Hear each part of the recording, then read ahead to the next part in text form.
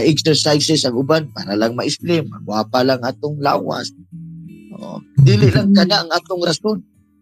Dili lang kay kana ang atong competition aron lang yun nga hubag maayo imong lubot kay maayo kay gwapo kay imong